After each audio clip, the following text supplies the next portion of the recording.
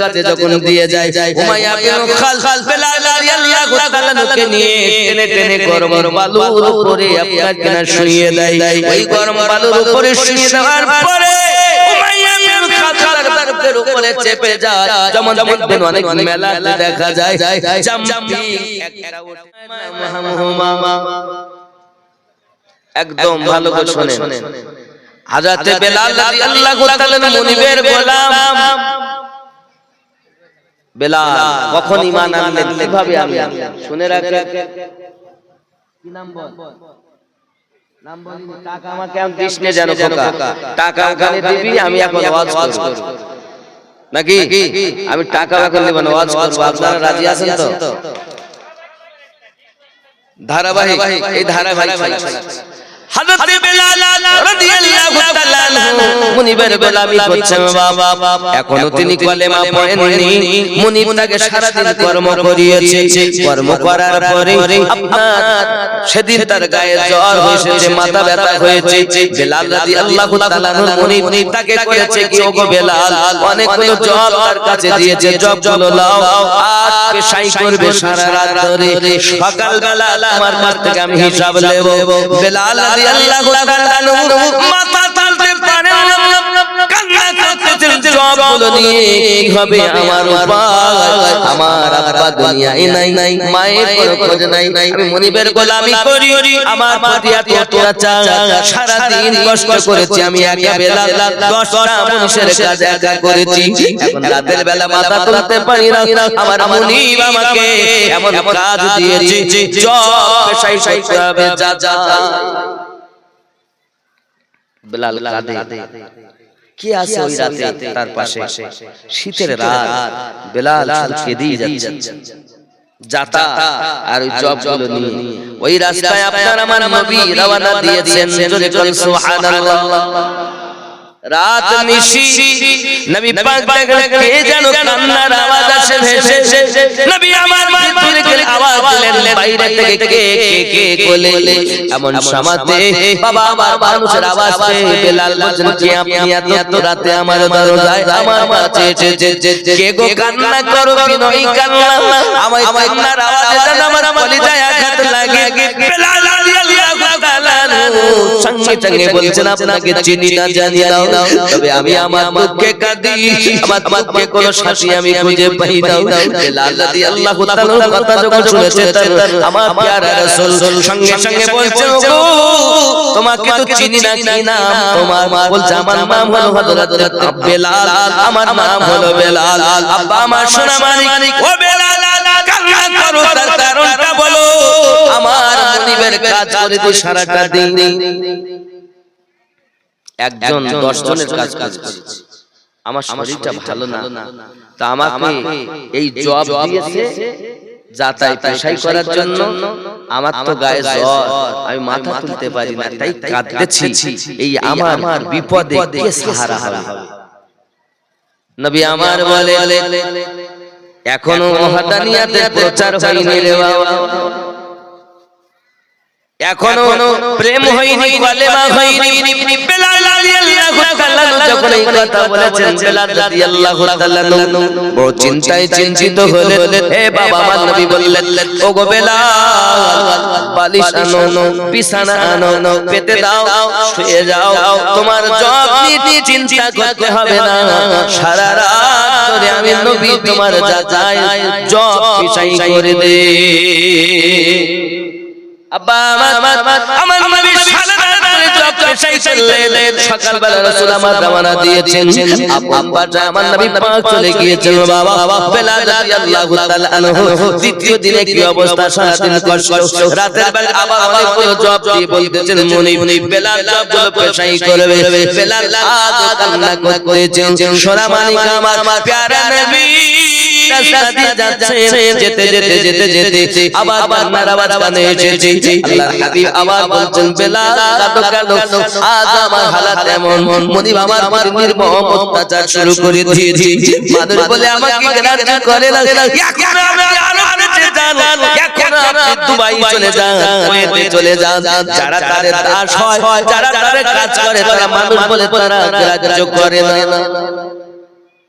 আর এখান থেকে 1450 বছর আগে তো আরো জুলুম ছিল। আব্বা আমার বেলাল রাদিয়াল্লাহু তাআলা কাঁদে প্যারা রাসূল বলছেন কান্নার দরকার নেই, বিছানা পাতো আর ঘুমাও, আমি যা চাই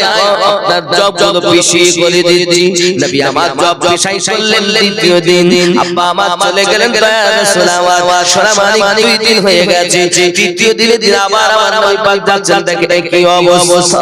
আমার প্যারা রাসূল তৃতীয় দিনও জব পিছাই করে দিলেন। আব্বা আমার নবী পাক ওয়াহদারিয়া আল্লাহ এ কথা বেলাল আমার নবী তখনও বলেননি, শুধু ব্যবহার দেখিয়েছেন। বাবা ই আমার সোনামানিকেরা, হযরত বেলাল রাদিয়াল্লাহু তাআলা সকালবেলা উঠে বলছেন, আরে ময়দানে মানুষ তোমরা তুমি মিঠা ভাবি আব্দুল্লাহর বেটা মুহাম্মদ সাল্লাল্লাহু আলাইহি ওয়াসাল্লাম নাকি জোর করে মানুষকে কলেমা পড়ায়? না না না, আমি বেলাল রাদিয়াল্লাহু তাআলা তাকে দেখেছি, ব্যবহার করেছি। 3 দিন আমার বিপদের সাহারা যে হয়েছে ওই নবীর প্রতি আমি কলেমা পড়ে মুসলমান হয়ে গেলাম।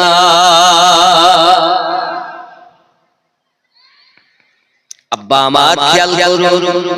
ওদিকে দেন ডিস্টার্ব নট ডিস্টার্ব ওয়াজাবে।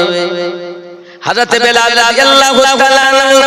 কথা তারা শুনেছেন। আম্মার বিন ইয়াসির রাদিয়াল্লাহু তাআলা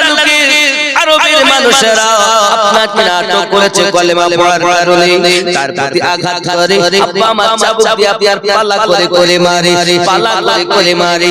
বেলালের মনিব বেলালকে ধরে এনেছে, বেলাল তুমি আমি আম্মার বিন ইয়াসিরকে চাবুক মারো, কারণ এই ব্যক্তি কলেমা পড়ে ইসলাম গ্রহণ করেছে, আমরা হলাম মুফতি পূজারী, এই ব্যক্তিকে চাবুক মারতে হবে। বেলাল রাদিয়াল্লাহু তাআলা হাতে তার মনিব চাবুক ঢুকিয়ে দিয়েছে আম্মার বিন ইয়াসিরকে মারার জন্য। বেলাল রাদিয়াল্লাহু তাআলা একবার মনিবের দিকে তাকান,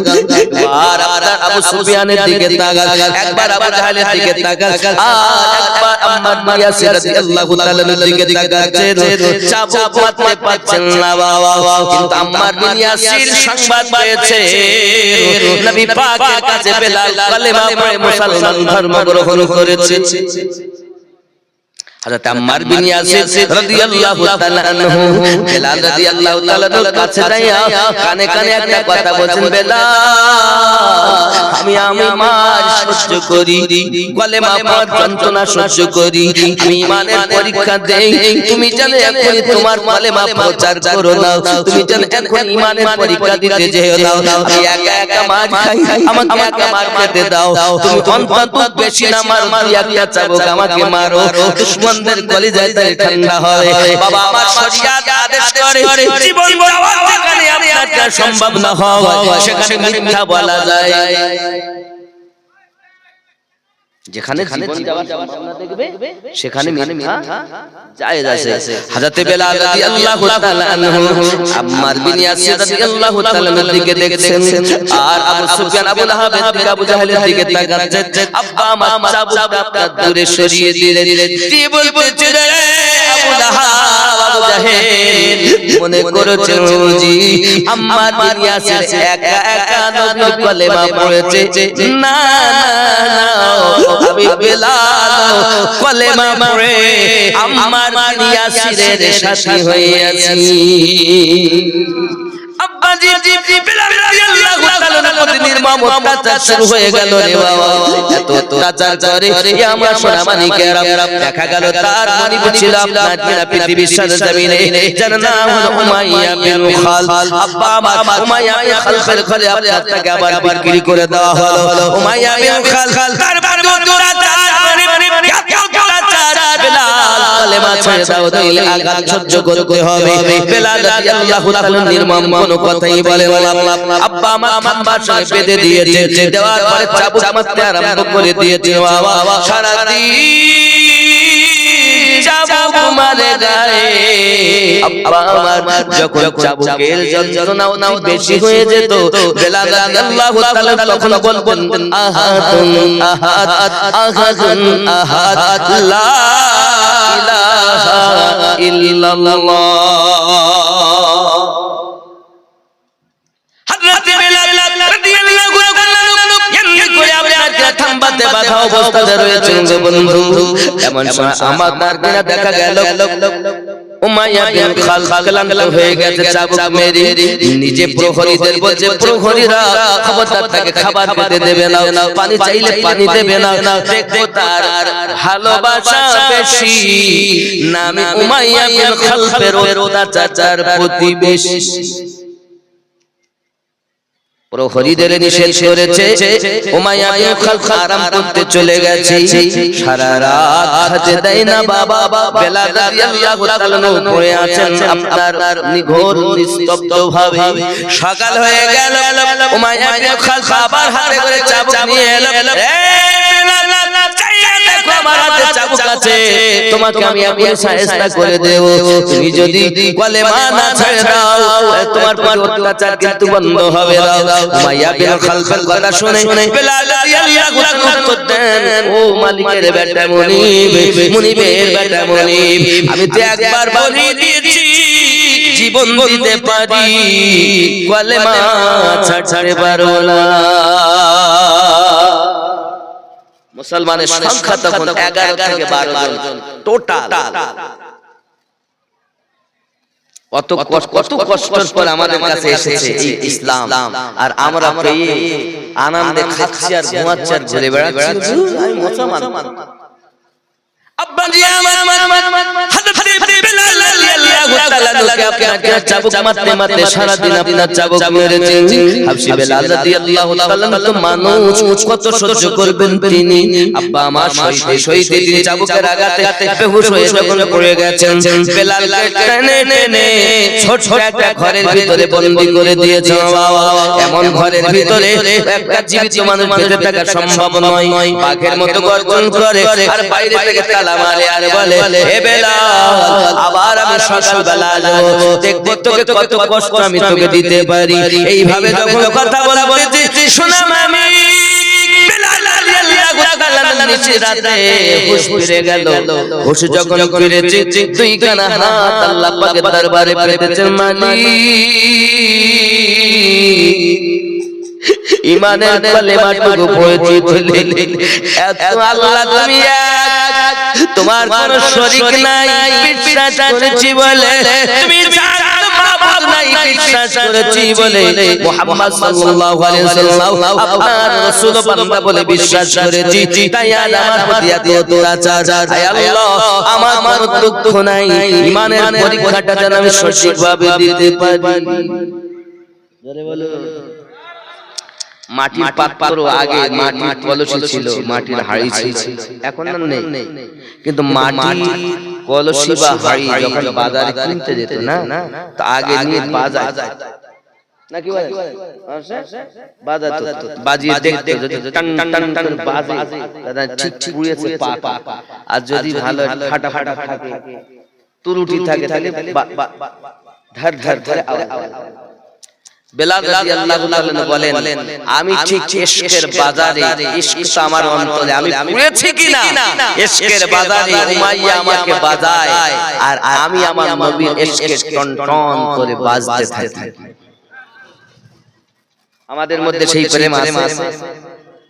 আব্বাজি আমার সোনামানি উমাইয়া বিন খালদ আপনাকে আঘাত করে ঘরের ভিতরে রেখে গেছেন। বেলাল রাদিয়াল্লাহু তাআলা দোকানে হাত করে দোয়া চাচ্ছেন, মালিক আমার, আমি আপনার কাছে ফরিয়াদ করি, আল্লাহ আমায় আপনি ধৈর্য দান করুন, আপনি আমাকে সবর দান করুন, আপনি আমাকে আঘাত আল্লাহ করার পর সহ্য ধৈর্য দিন। আমি দেখেছি, অত শুনেছি, কত ইমানদারের প্রতি দুশমনেরা যখন আঘাত করে মারতে তাকে বেহুশ করে দেয়, এই বেহুশালাতে মুখ ভুল বকাবকি শুরু করে দেয়। আমার ইশকের বাজারে, প্রেমের বাজারে আমাকে যদি আমার মনি আঘাত করে ঝাঁঝরা করে, আমি যদি বেহুশ হইয়া যাই, আমার জবান থেকে যেন ইসলামের পানিটুকু মুছে না যায়। আমার আপনার কুদরতি কদমে আমার দোয়া, আমি বেলাল যেন অত্যাচারে ধৈর্য ধারণ করতে পারি, ঈমানি পরীক্ষাটা যেন ভালোভাবে দিতে পারি। আল্লাহ পাকের দরবারে এমনি করে ফরিয়াদ করতেছেন, আমার মালিক আমি চাই না যে আমাকে বাঁধাবে না, প্রেমের বাজারে আমাকে আঘাত করবে না। আমি হযরত বেলাল রাদিয়াল্লাহু তাআলা চাইতেন আল্লাহ আমাকে অত্যাচার থেকে নাজাত দাও। এটা বেলাল রাদিয়াল্লাহু তাআলা আনহু চাননি, তিনি চেয়েছেন দেশের বাজারে পরীক্ষা দিতে এবং ওই পরীক্ষাতে পাস করতে। আর আমার যেটা অল্প অল্প মুসিবত আসে আর বলি না, হাতে একটু যদি কেটে যায় তো নামাজ জানে কি কষ্ট আমার। আল্লাহ রাসূল বলেন যদি তুমি দাঁড়িয়ে না পারো বসে যদি না পারো তাহলে তুমি শুয়ে যদি না পারো তাহলে ইশারা, হাতের ইশারা করার ক্ষমতা থাকলে ইশারা, যদি না থাকে মাথার ইশারা করার ক্ষমতা নাই, চোখের ইশারা, তবু নামাজ আদায় করতেই হবে। আর আমাকে কি করে ঘুম ভাঙে না, শুধু বলতে আমরা নবীর দিওয়ানা, নামাজ পড়তে যাব না। আমার বেলাল রাদিয়াল্লাহু তাআলা রাতের বেলা তেমনি করে দোয়া চাচ্ছেন, সকাল হয়ে গেল। উমাইয়া বিন খালদ তালা খানা করে ভিতরে গেল চলে, দেখে বেলাল রাদিয়াল্লাহু তাআলা চোখ টপ টপ টপ টপ করে পানি ঝরছে। পানিটা যখন টপ টপ করে ঝরছে, উমাইয়া বিন খালদ কাছে যাইয়া মাথায় হাত বুলাইয়া বলে, বেলাল আমি তোমাকে মারতাম না, আমি তোমাকে আঘাত করতাম না, ও বেলাল আমি তোমাকে আঘাত করব না, শুধু আমার দেবতার নাম একবার তুমি লিয়া নাও, আমার মাবুদের নাম তুমি একবার নিয়ে নাও, দেবতার নাম একবার নাও, লাত একবার বলো, কালেমা ছেড়ে দাও, তোমার প্রতি আঘাত করা বন্ধ করে দেব। বেলাল টাকা চাইলে টাকা দেব, ক্ষমতা চাইলে ক্ষমতা দেব, যদি তুমি একবার বলো আমার সকল নেতাদের সরদার তোমাকে বানাইয়া দেব, শুধু একবার কালেমা ছেড়ে দিয়ে আমার দেবতার নাম উচ্চারণ করো। হযরত বেলাল রাদিয়াল্লাহু তাআলা বলেন, মুনিবের বেটা মুনিব বারবার এক কথা জিজ্ঞাসা করবেন না, আমি আমার নবীকে অন্তর দিয়ে মুহাব্বত করেছি, আমি বেলাল দেহের হিসাব করি না, আমি কলবের হিসাব করি। আমি আগে বলেছি এই জায়গাটা তার ভালো তা, এটা হলো দেহের রাজধানী, পশ্চিম বাংলার রাজধানী কলকাতা, আর ভারতবর্ষের রাজধানী দিল্লি, আর দেহ রাজ্যের রাজধানী হলো কল। এইটা যার ভালো তার সব ভালো, এটা ভালো হওয়ার দরকার নেই। এটা যদি কালো হয় তবু তার দাম বেশি, যদি এটা ভালো হয় জোরে বলে দেখতে তো চকচক করছে কিন্তু ভিতর হলো ময়লা,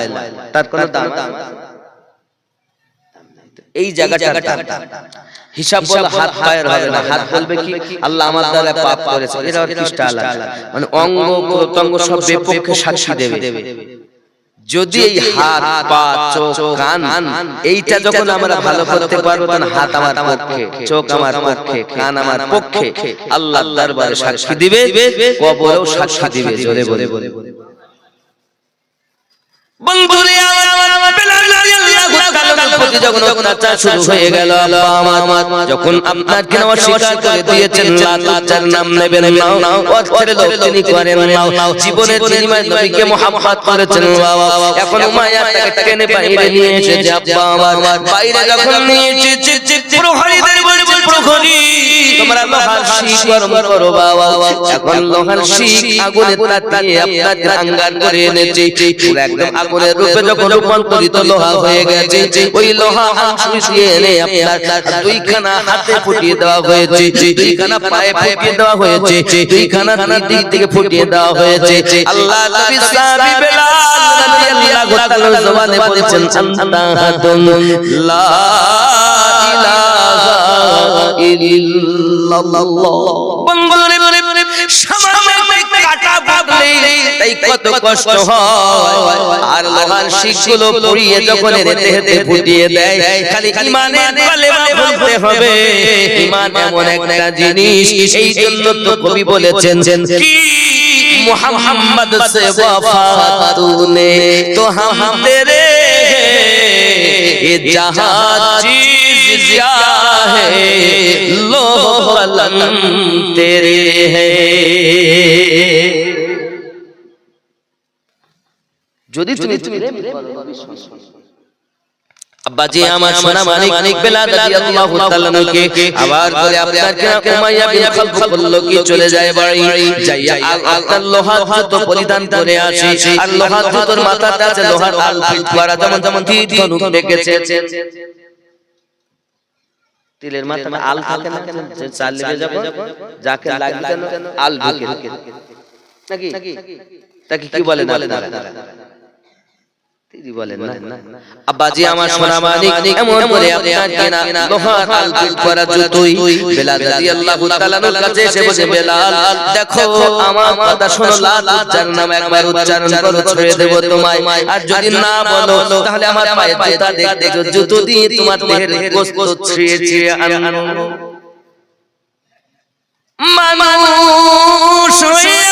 মানুষ মানুষকে কষ্ট দেওয়া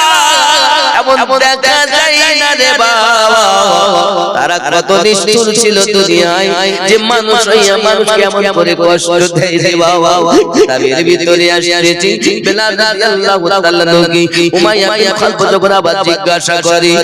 এই কথা উত্তর দেয় ও আমার মুনিবের বেটা মুনিব যতই আঘাত করো না কেন কলেমা ছাড়া আমার জন্য সম্ভব হবে না তখন এই কথাই যখন বলেছে ও আমার সোনা মানিকেরা সঙ্গে সঙ্গে উমাইয়া বিন খালফ তার দেহে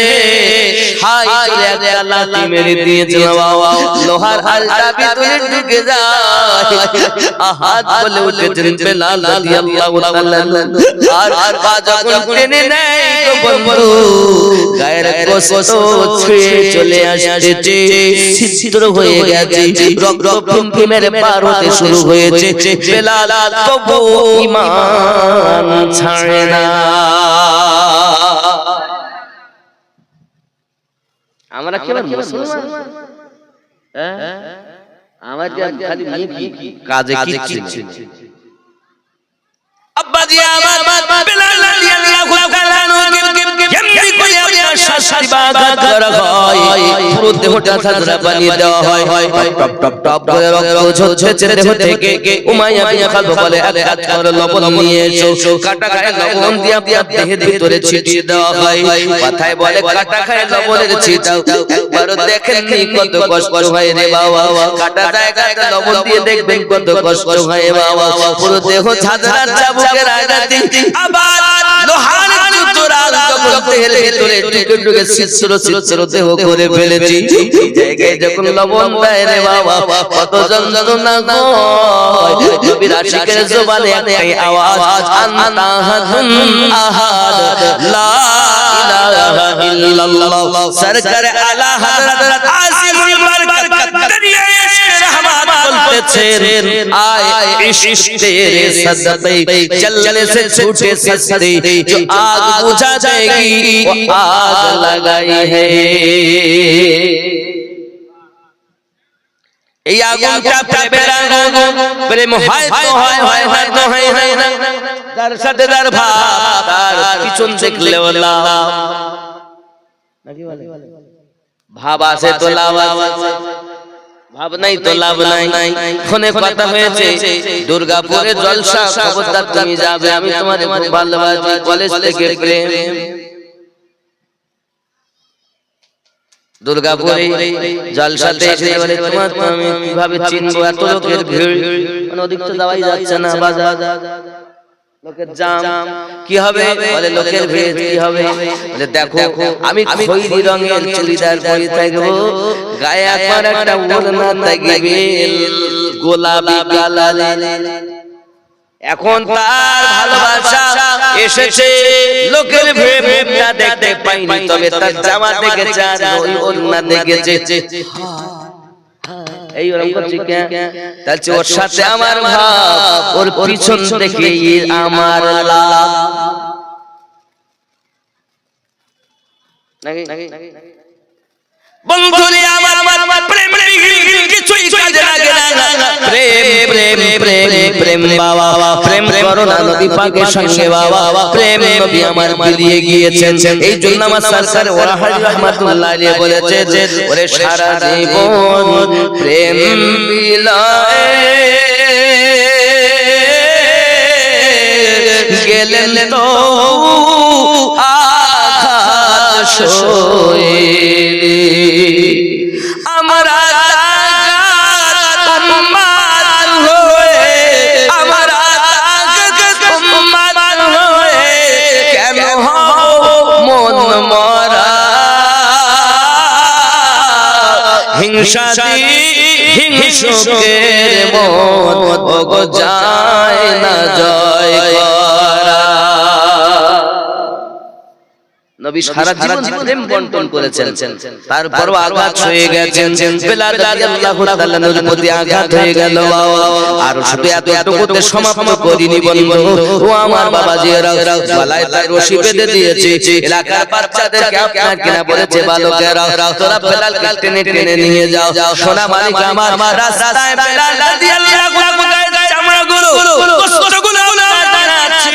পড়ে যায় বেলাল রাদিয়াল্লাহু তাআলাকে নিয়ে তারা ছোটাছুটি করে অনেকক্ষণ হয়ে যাওয়ার পরে উমাইয়া খালখাল কাছে যখন দিয়ে যায় উমাইয়া খাল বেলাল রাদিয়াল্লাহু তাআলাকে নিয়ে টেনে টেনে গরম বালুর উপরে আপনার কিনা শুইয়ে দেয় ওই গরম বালুর উপরে শুইয়ে দেওয়ার পরে উমাইয়া খালখালের উপরে চেপে যায় যেমন অনেক মেলাতে দেখা যায় জাম্পিং একটা ওঠে বাচ্চারা জাম্পিং খেলে আছে না দেখেন না জাম্পিং ঠিক ঠিক ওইরকম উমাইয়া বিন খালদ বেলাল রাদিয়াল্লাহু তাআলা বুকের উপরে উঠে জাম্পিং করছে কষ্ট হচ্ছে না মনে মনে কষ্ট হবে তো আব্বাজি আমার সোনা মানিকেরা বেলাল রাদিয়াল্লাহু তাআলা তোর পড়ে আছেন চুপচাপ কোনো কথা নাই এমন করে জাম্পিং করে করে কয়েকজন প্রহরীদের বলে প্রহরী ধর পাথর খানা তার বুকের উপরে চাপিয়ে দেই কয়েক মনোলনের পাথর বেলাল হুজুরের বুকের উপরে চাপিয়ে দিয়েছি এ বাবা আর বেলাল রাদিয়াল্লাহু তাআলা জান্নাত চলতে পারছেন না এত ভারী পাথর তবু গরম পাথর রে বাবা পাথর যখন গরম হইয়া যায় দেখবেন তার ভাব একটা আলাদা আস্তে আস্তে গরম পাথরে হাত দিবেন সোনা মানিক আমার যদি গরম হয় পাথরে দাঁড়ানো থাকা সম্ভবপর নয় ওই পাথর বুকের উপরে বেলাল বালতি গাচ্ছেন আগাদুন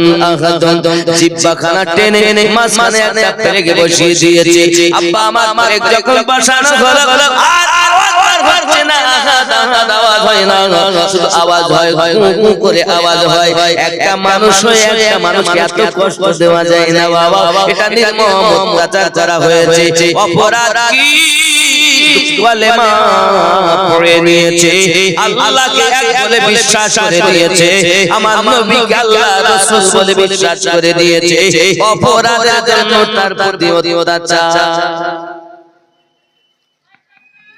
অজব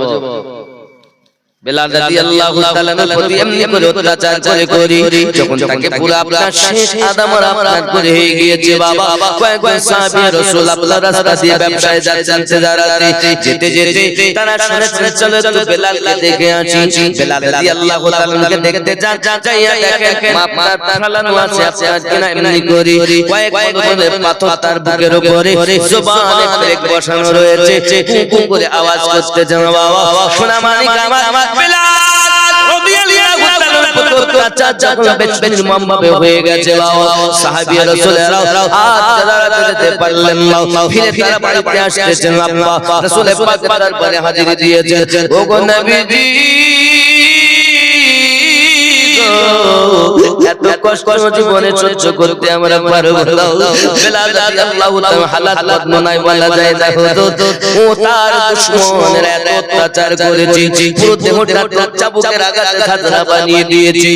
ছিদ্র হয়ে আছে দেহটা নবী তার উপরে কয়েক মনোদনে পাথর বুকে চাপানো আছে জিহ্বা কানা টেনে মাঝখানে পেরেক বসিয়ে দিয়েছে গো নবী এত কষ্ট থেকে আমরা রাতে যেতে পারি নাই প্যার রাসূল সাল্লাল্লাহু আলাইহি ওয়াসাল্লাম হৃদয় এখানে আপনারা চুপ করে কিছু বলছেন না নবী আমার আবু বকর রাদিয়াল্লাহু তাআলা হাজির হলেন যখন আমার নবী পাক জিজ্ঞাসা করলেন ব্যথিত মন নিয়ে কেন আপনি এমন করতেছেন হুজুর কেউ কি আপনাকে বাপারা বলে গালি দিয়েছে কেউ কি আপনাকে মাহারা বলে গালি দিয়েছে কেউ কি আপনাকে এতিম বলে গালি দিয়েছে ওগো আমার দয়াল একবার বলে বলেন আমি আবু বকরের জীবনটা যেন বেকার হয়ে যাবে যদি আমার মা সুখের মুখে হাসি না দেখতে পাই আবু বকর রাদিয়াল্লাহু তাআলা যখন এমনি করে কথা বলে আমার নবী বলেন আবু বকর পারবে আমার মুখে হাসি ফুটাইতে বকর রাদিয়াল্লাহু তাআলা বলেন দয়াল কেমন কথা বলেন আপনার জন্য তো আমার জীবনটুকু হাজির হয়ে যাবে আবু বকর রাদিয়াল্লাহু তাআলা বলছেন দয়াল আমার কিসের বেদনা একবার যদি বলতেন আমি আবু বকর শুনে নিতাম আমার নবী বলেন আবু বকর পারবে আমার বেলালকে খরিদ করে আমার কাছে এনে দিতে আবু বকর রাদিয়াল্লাহু তাআলা লাফ উঠেছেন কেমন কথা বলেছেন আমি যত সময় পর্যন্ত আপনার মুখে হাসি না দেখতে পাবো আবু বকরের ভালোবাসা সাড়া দেবে না গো নবী আমি যত কষ্ট হোক যত সময় বেলালকে খরিদ না করব আপনার দরবারে আমি হাজিরি দেব না বাবা বেলাল রাদিয়াল্লাহু তাআলা কথা শুনে আবু বকর রাদিয়াল্লাহু তাআলা বাড়ি থেকে যত যা ছিল রে বাবা সবকিছু দিয়ে পোটলা করে উমাইয়ার বাড়িতে চলে গেছে বলে উমাইয়া শুনলাম লাগে তুই চাকর লইয়া বেকার হয়ে আছিস তোর কথাটা কি যে শুনে না যাহা বলিস সে মানে না হে উমাইয়া আমি আবু বকর এসেছি ওই বেলালকে খরিদ করার জন্য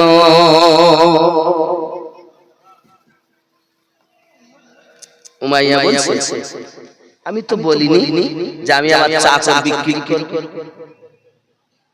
আর হিংসা তো মনে আছে কলেমা পড়েছে বলে তাদের মনে বেদনা আমি তো আমার চাকর বেচবো না কে বলেছে তোমাকে আমি বেচবো হযরত আবু বকর রাদিয়াল্লাহু তাআলা মনে করলেন মনে হয় টাকার জন্য বেচতে পারে যেহেতু গোলাম তো কথা শুনে না তো চাকর যদি কথা না শুনে তো সে চাকর বেচে দেওয়াই ভালো কিন্তু উমাইয়া বলে আবু বকর আমি আমার গোলাম বিক্রি করব না যেমন থাক আমার থাক আর মুনিব যদি না বেচে জোর করা যাবে জোর যার মুলক তার ক্ষমতা ওদের এদের মুসলমানের সংখ্যা তো কম আব্বা তিনি এবার কান্না শুরু করে দিয়েছেন আয় আমার রব আমার দয়াল কাটে আমি ওয়াদা করেছিলাম খরিদ করে আনবো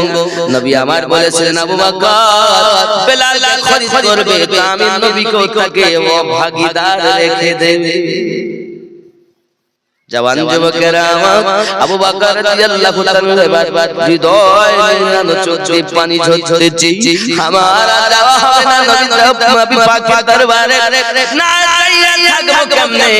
দয়ালের মুখে হাসি ফুটাইতে পারলাম না বেলাল খরিদ করতে পারলাম না সে তো বিক্রি করবে না বলেছে আর আমি বলেছি হুজুর বেলালকে নিয়ে দরবারে হাজির হব এখন আমি একা কেমনে দরবারে যাই রাস্তা দিয়ে কাঁদে আর হযরত আব্বাস রাদিয়াল্লাহু তাআলার সঙ্গে প্রতিমধ্যে দেখা জিজ্ঞাসা করেন আবু বকর কেন তুমি কাঁদো এমনি করে বলো আবু বকর রাদিয়াল্লাহু তাআলা বলে ও বাবা আমি আবু বকর রাদিয়াল্লাহু তাআলা বলি যাইবে একই মাত্র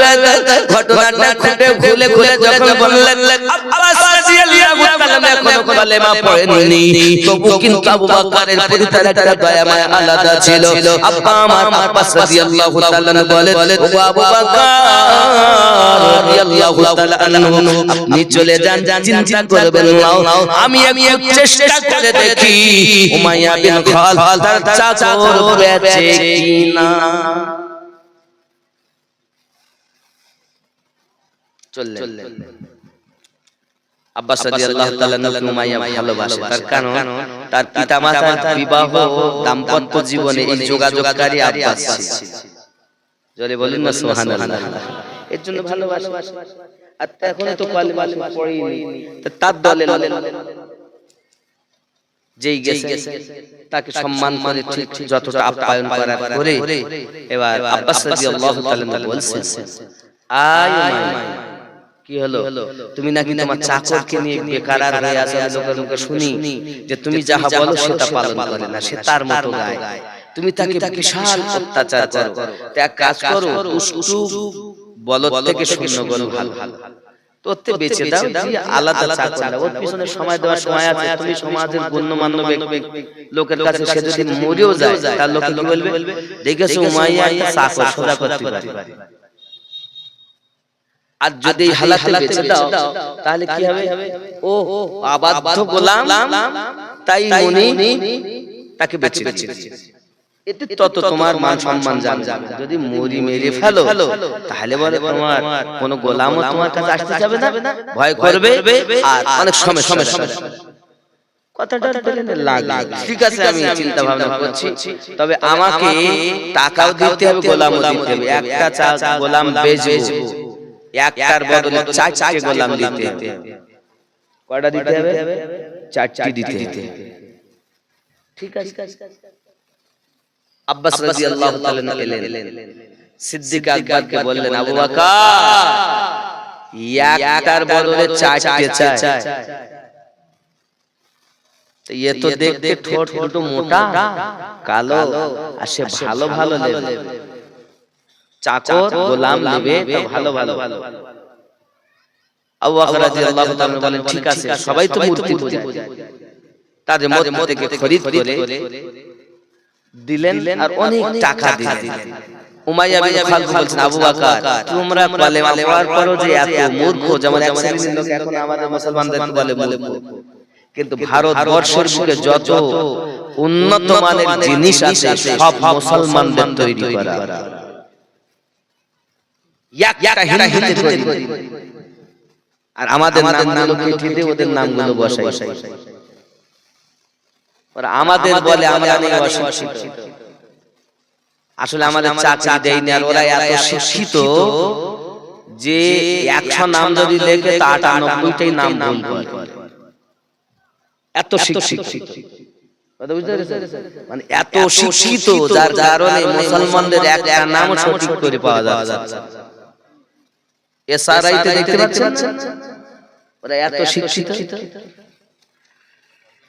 আব্বা আমার, তবে আল্লাহর রহমত, মুসলমানদের আল্লাহ আগে থেকে অনেক শিক্ষায় উন্নত করেছেন এবং অনেকের চাকরিও হচ্ছে, আগামী তো হবে আরো ইনশাআল্লাহ, বলুন আমিন, আরো হবে ইনশাআল্লাহ। কিন্তু দেখবেন অনেক মুসলমান দাঁড়িয়ে আছে বলে তার চাকরিতে বরখাস্ত,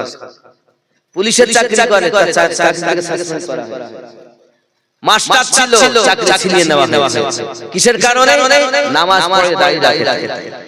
দেখছেন বহু আছে, ওদিকে যাচ্ছি না, যাই হোক, তাহলে ঈমান অমূল্য রতন, দিন থাকিতে করো যতন।